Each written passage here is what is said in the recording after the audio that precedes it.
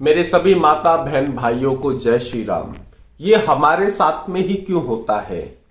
कभी हमारे मंदिरों को तोड़ा जाता है, जैसा कि अभी आपने देखा था कि हमारे कितने मंदिरों को तोड़ दिया गया। कभी हमारे रामचरितमानस में उंगली उठाई जाती है, राम जी पे उंगली उठाई जाती है, हमारे संतों पे, तुलसीदास जी पे उंगली उठाई जाती है। कभी हमारे श्रीमद् भागवत गीता जी पे उंगली उठाई जाती है। ये क्यों होता है? अभी कुछ दिन पहले की बात है, एक बहन ने प्रॉफिट मोहम्मद के बारे में कुछ कहा था।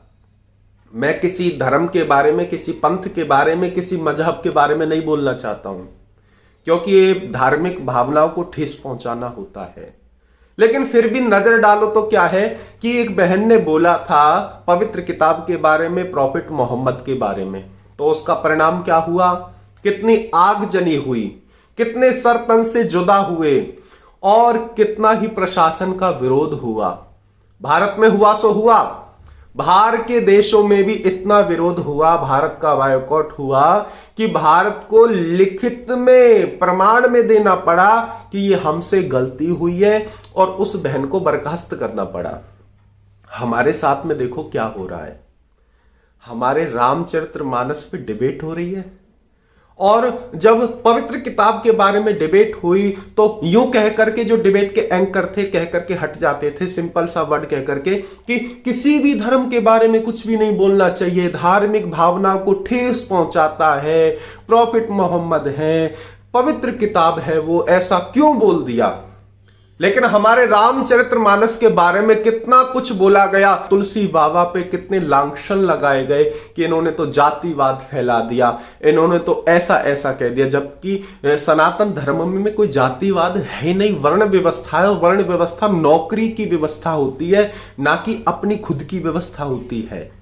ट्रैफिक पुलिस वाला, चाहे वो चौधरी हो, चाहे वो पंडित हो, चाहे वो कोई भी हो, यदि वह ट्रैफिक पुलिस वाले की ड्रेस में है तो उसे ट्रैफिक पुलिस वाला ही कहेंगे, ये नहीं कहेंगे चौधरी साहब राम राम। ये हमारे साथ में हो क्या रहा है? इसका मेन कारण है आप स्वयं। आप अपने बच्चों को सनातन धर्म के बारे में नहीं बताते हो। आने वाले समय में ऐसा होगा, अफगानिस्तान आप छोड़ चुके हो, पाकिस्तान का आपने हाल देख ही लिया है, और बंगाल आपने छोड़ ही दिया। हमने इतनी लड़ाई लड़ी, इतनी कुर्बानियां दी, उसका एक भी फायदा नहीं हुआ, 1% भी वो हमने छोड़ दिया। अंते गत्वा ये होगा, आप ये सोच करके बैठे हो डिबेट देखेंगे, मजा लेंगे, और हमारे घर पे क्या हो रहा है, जो हो रहा है वहां हो रहा है।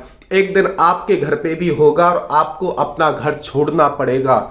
एक समय ऐसा आएगा कि आपको भारत छोड़ना पड़ेगा, और एक समय ऐसा आ जाएगा कि आपको ये धरती छोड़नी पड़ेगी, और कहीं पर लिखा हुआ होगा कि हिंदू धर्म भी कोई होता था। हिंदू धर्म तो है ही नहीं, ये लिखा होगा कि हिंदू नाम के लोग होते थे, सनातन धर्म होता था, विलुप्त तो हो गया है। ये आप क्या कर रहे हो? क्यों जात पात में बट रहे हो? अपने आप को संभालो और एक हो जाओ। मैं ये नहीं कहता कि औरों के ग्रंथों का, औरों के मजहब का, औरों के पवित्र किताबों का मजाक उड़ाओ, लेकिन अपना भी मजाक उड़ने मत दो। सारे एक हो जाओ। हमारे राम जी को आदमी कहा जाता है।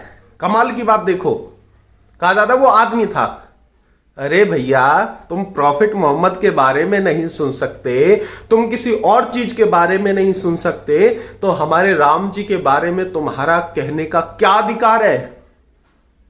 मैं वो जो चौपाई थी उसके बारे में भी बात करूंगा आगे की वीडियो में, लेकिन हाथ जोड़ के निवेदन है, सब एक हो जाओ और बचा लो अपने पवित्र ग्रंथों को। देखा था ना, हमारे श्री प्रधानमंत्री नरेंद्र मोदी जी के पास में मौर्य जी ने चिट्ठी भेजी है कि इसको बैन कर दिया जाए।